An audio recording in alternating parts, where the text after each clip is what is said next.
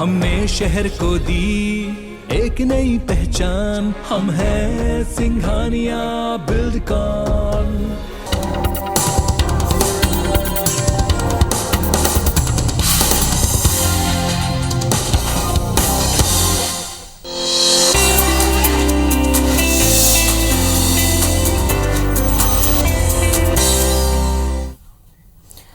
नमस्कार, सेहत से जुड़े हमारे खास कार्यक्रम हेल्थ गुरु में स्वागत है आप सभी का। मैं हूं आपके साथ ज्योति सिंह। पेट और आंत हमारे शरीर का महत्वपूर्ण हिस्सा होती हैं, जिस पर ज्यादा ध्यान देने की जरूरत है। अगर आंत में किसी भी प्रकार की दिक्कत हो रही है तो पूरे शरीर को अनेकों परेशानियां झेलनी पड़ती है। आज इस कार्यक्रम में हम बात करेंगे पेट और आंत से जुड़ी बीमारियों के बारे में, साथ ही जानेंगे एंडोस्कोपी अल्ट्रासाउंड के बारे में। आखिर कब और किन मरीजों को एंडोस्कोपिक अल्ट्रासाउंड की जरूरत पड़ती है। तो चलिए शुरू करते हैं अपना खास कार्यक्रम हेल्थ गुरु।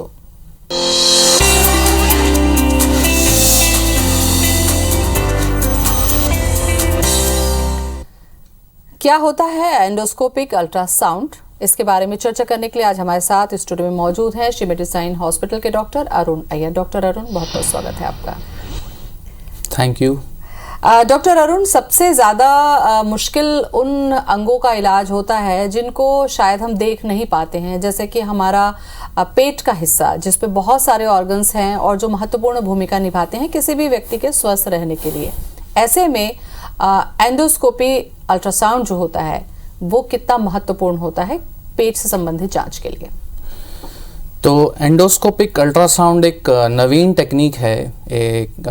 ये पिछले 20 से 25 साल में इसका एडवांसमेंट हुआ है, इसमें तकनीकी सुधार हुए हैं और ये अभी बड़ी आसानी से उपलब्ध है, इसकी मशीन्स और इससे जितनी एक्सेसरीज मिलती हैं।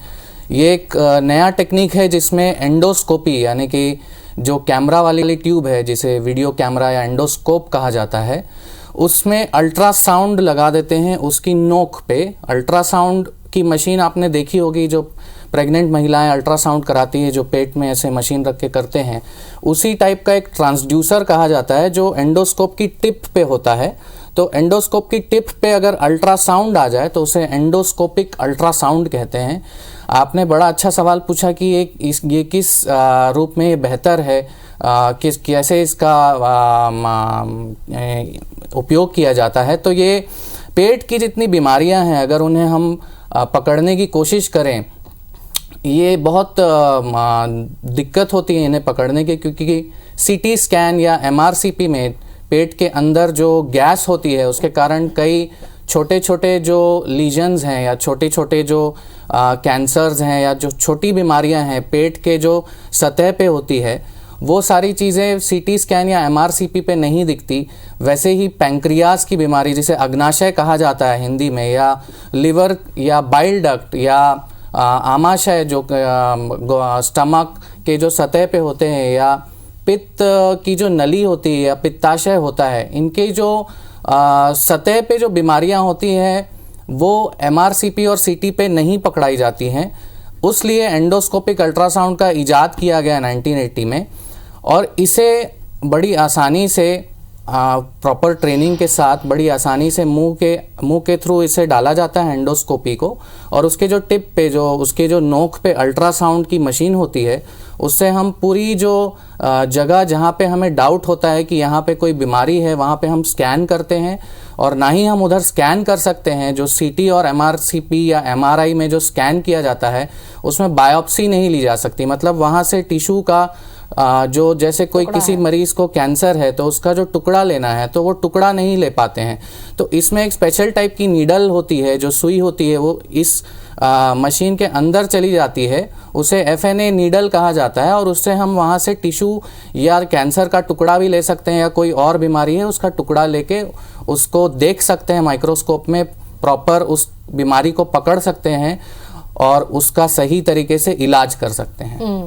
डॉक्टर साहब, काफ़ी विस्तार से आपने बताया, लेकिन कई बार ये होता है कि जो सोनोग्राफी है वो कराई जाती है और उसमें मोटा मोटी जो भी चीज़ें समझ में आती हैं, हमें लगता था कि सोनोग्राफी अगर हमने करा लिया तो हम निश्चिंत हैं कि हमारे पेट के अंदर के जितने भी ऑर्गन्स हैं उनकी जांच हो गई। इसका मतलब ये है कि कुछ केसेस में एंडोस्कोपिक अल्ट्रासाउंड बेहद ज़रूरी हो जाती है अगर आपको किसी चीज़ बीमारी को गंभीरता से समझना है। जी बिल्कुल। जैसा कि आपने बताया कि किसी भी मरीज को अगर पेट में दर्द होता है तो वो पहले सोनोग्राफी कराते हैं जी। लेकिन कई बीमारियों में सोनोग्राफी इतना सेंसिटिव नहीं हो पाता है कि वो पेट के सतह से ही चीज़ों को पकड़ ले। इसमें खास करके वो बीमारियां आती है जो लिवर, पित्ताशय, पित्त की नलकी और अग्नाशय यानी कि पैंक्रियाज। तो लिवर, पैंक्रियाज और गॉल ब्लैडर की जितनी बीमारियां होती है वो अल्ट्रासाउंड में कई चीज़ें, जैसे सिंपल सा स्टोन भी अगर होता है, अगर 3 मिलीमीटर से छोटा स्टोन होता है तो वो अल्ट्रासाउंड में छूट जाता है, इवन एमआरआई में छूट जाता है। और वो सारी चीज़ें हम एंडोस्कोपिक अल्ट्रासाउंड से अंदर जाके जो पित्त की नलकी होती है उसके बगल में हम प्रोब रख देते हैं जो नोक पे लगा होता है और हमें वो बहुत विस्तार से दिखता है। छोटे छोटे स्टोन 1-1 मिलीमीटर की अगर रेत भी होती है पित्त की तो वो भी हमें दिख जाती है। तो ये इतना सटीक होता है। डॉक्टर साहब, कुछ मिथ भी है एंडोस्कोपिक अल्ट्रासाउंड को लेकर, बहुत सारे लोगों के मन में डर भी है और जानना भी चाहते हैं। शायद ये एक महत्वपूर्ण सवाल होगा क्योंकि एंडोस्कोपिक अल्ट्रासाउंड ये समझा जाता है कि आपकी जो आहार नलिका है, जो फूड पाइप है, उसके जरिए आंतों में जाएगी और आंतों से ही वो आंतों से जुड़ी बीमारियों को देख पाएगी। लेकिन जैसा कि आपने कहा कि दूसरे भी जो ऑर्गन्स हैं, तो क्या उन पाइप के जरिए या उन आंतों के जरिए वो वहां तक पहुंच जाती हैं? चाहे लीवर की बात करें, चाहे पित्ताशय की बात करें, चाहे किडनी आसपास और बात करते हैं। जी बिल्कुल, बहुत अच्छा सवाल। ये जो एंडोस्कोप है जब अन्न की नलिका में जाता है, जिसे ईसोफेगस कहा जाता है, ईसोफेगस के जब ये एकदम किनारे पे जो सबसे आखिरी भाग है जहाँ अन्न की नलिका आमाशय से जुड़ती है, स्टमक से जुड़ती है, वहाँ से अगर हम स्कैन करें तो बिना किसी रिस्क के हम पूरा पेट का स्कैन कर लेते हैं। उसे टेक्निकल टर्म्स में अल्फा मनूवर कहा जाता है और वो हम ना कि लिवर, पैंक्रियाज, गॉल ब्लैडर, जो तिल्ली होती है वहाँ की बीमारी, जो किडनी होती है उसकी भी बीमारी पकड़ सकते हैं और किडनी के ऊपर एक एड्रीनल ग्लैंड होता है उसकी भी बीमारी पकड़ सकते हैं, पैंक्रियाज की बीमारी तो पकड़ ही सकते हैं। तो ऑफ कोर्स इससे हम पूरा जो पेट के अंदर जितने ऑर्गन हैं, 12 ऑर्गन होते हैं पेट में मोटा मोटी, और उन सारे ऑर्गन्स को हम यहाँ से स्कैन करते हैं।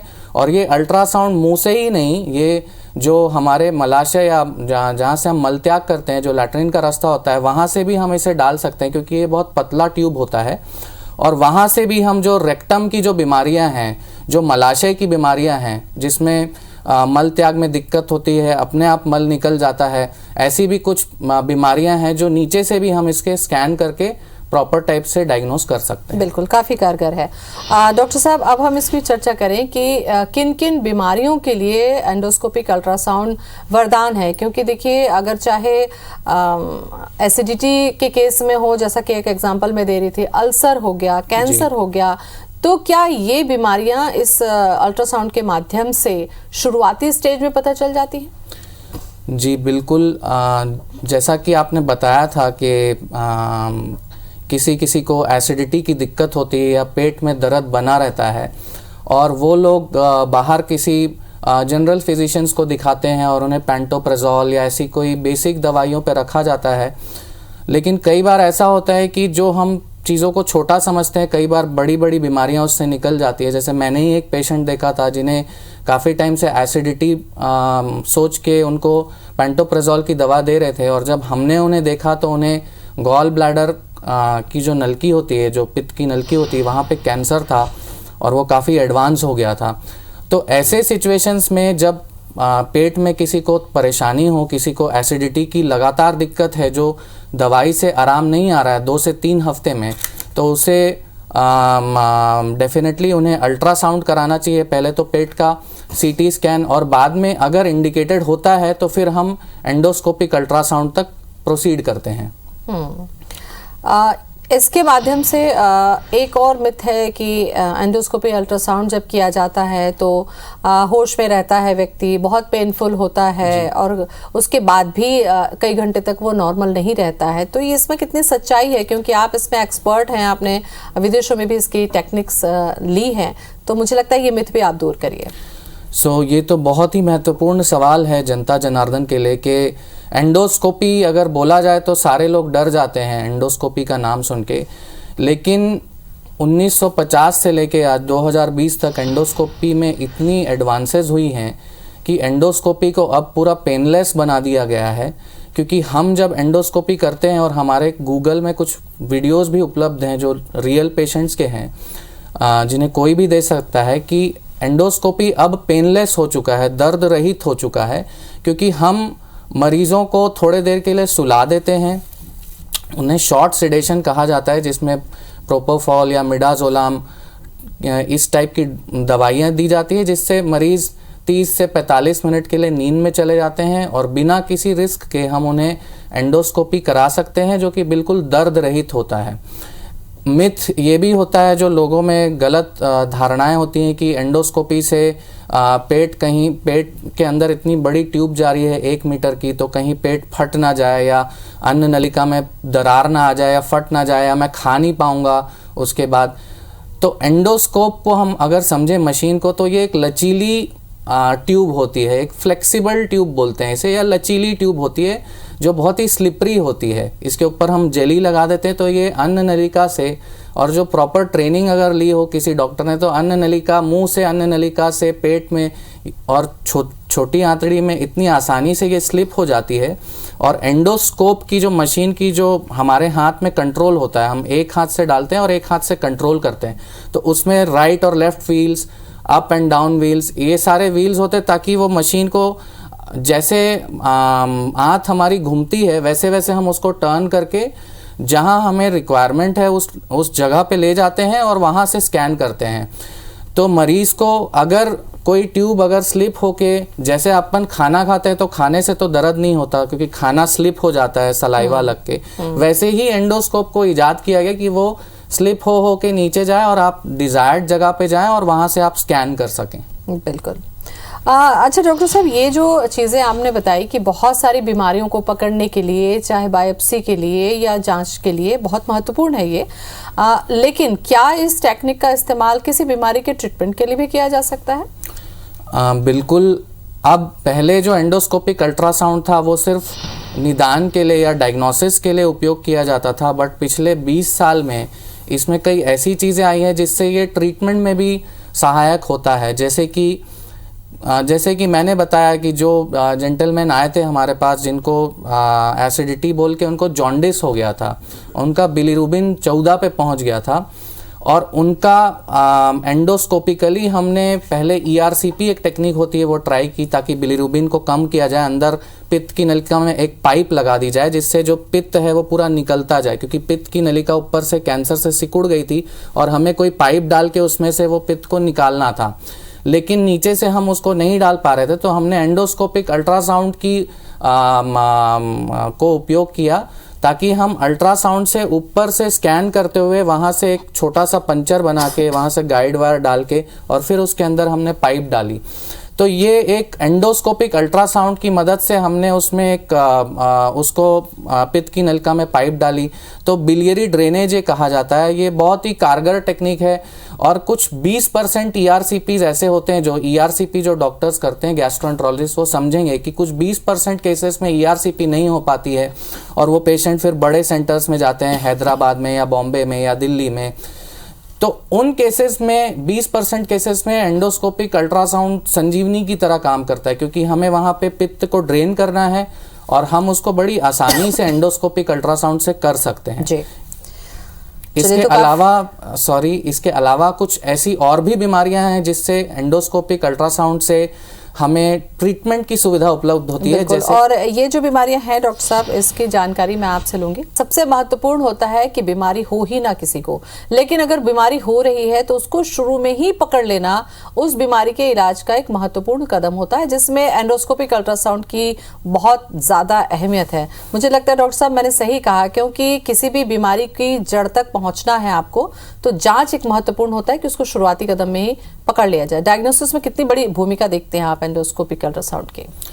बिल्कुल। तो एंडोस्कोपिक अल्ट्रासाउंड से हम, जैसा कि मैंने शुरू में बताया था, कि पेट से जो हम ईसोफेगस या अन्न नलिका से अगर हम चालू करें, तो अन्न नलिका के जितने कैंसर्स हैं, पहले उनकी स्टेजिंग CT से की जाती थी, अभी भी की जाती है, लेकिन कई कैंसर्स ऐसे हैं कि जिनकी स्टेजिंग एंडोस्कोपिक अल्ट्रासाउंड से बेटर होती है। और इनफैक्ट सारे ही आजकल के जो ईसोफेगस, जो अन्न नलिका के कैंसर्स हैं, पेट या आमाशय के कैंसर्स हैं, ये सारे कैंसर और जो मलाशय के कैंसर हैं, इसमें ये रिसर्च में प्रूवन है कि अब एंडोस्कोपिक अल्ट्रासाउंड सीटी से ज़्यादा पकड़ सकता है, क्योंकि हम एंडोस्कोपिक अल्ट्रासाउंड के माध्यम से, क्योंकि सीटी की मशीन अगर आप देखें तो वो बाहर से अंदर स्कैन करती है, और एंडोस्कोपिक अल्ट्रासाउंड चूंकि जहाँ पे सपोज अन्न नलिका में कैंसर है तो हम अंदर से बाहर स्कैन करते हैं, तो हम जब अंदर जाते हैं अन्न नलिका में तो उसकी जो सतह के बाद उसकी 5 लेयर होती है, तो एक एक लेयर इतनी अच्छे से दिखती है कि हम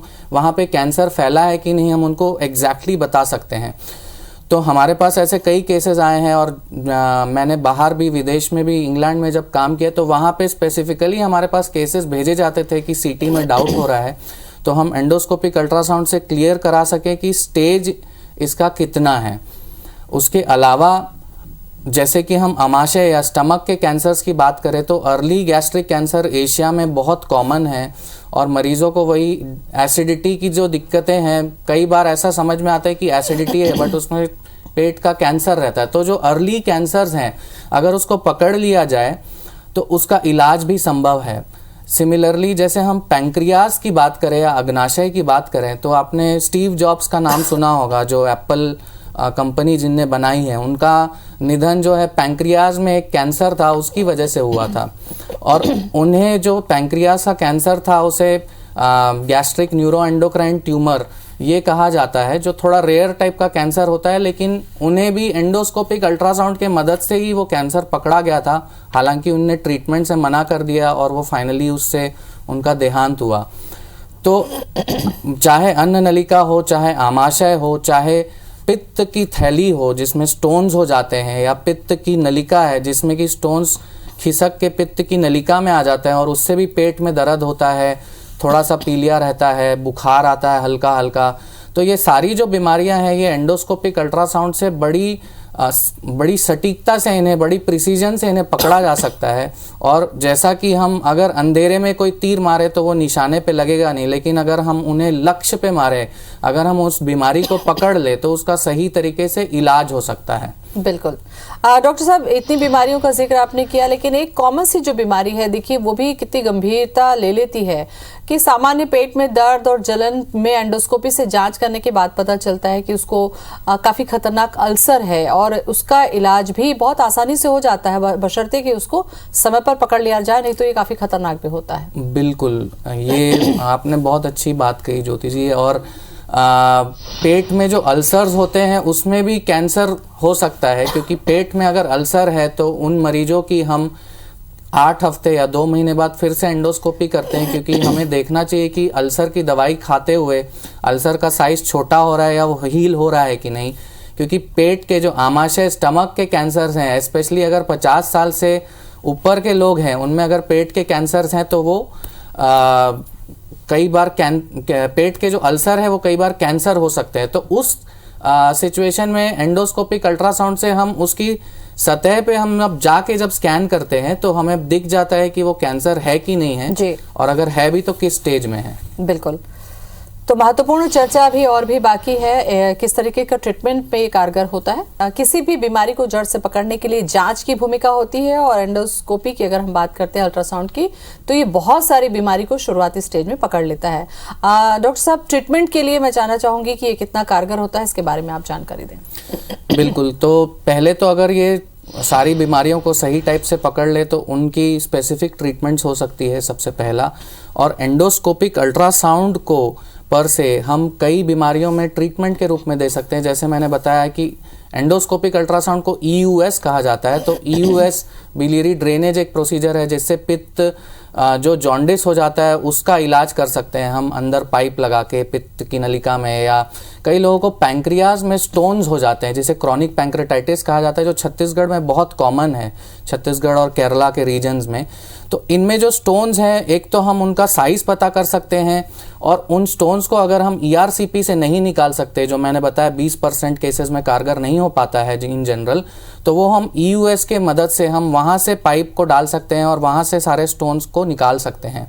दूसरा, क्रॉनिक पैंक्रेटाइटिस में जो पैंक्रियाज की जो रीजन है वो सारी उसमें इन्फ्लेमेशन हो जाता है, वहाँ पे सूजन आ जाती है अंदर, तो मरीजों को बहुत दर्द होता है जी। और हमने एक पेशेंट का एंडोस्कोपिक अल्ट्रासाउंड से सीलियाक प्लेक्सस ब्लॉक किया था मेडिशाइन हॉस्पिटल में, और वो सक्सेसफुल भी हुआ। मैंने वो पेशेंट को 3 मंथ्स के बाद भी देखा। वो अल्कोहल के वजह से पैंक्रियाज डैमेज हो गया था, और ये पैंक्रेटाइटिस के केसेस में अगर हम वहाँ पे बिना सर्जरी के सिर्फ एंडोस्कोपिक अल्ट्रासाउंड से हम वहाँ पे कुछ दवाएं इंजेक्ट कर दें तो मरीज बिल्कुल पेन फ्री रह सकते हैं जी।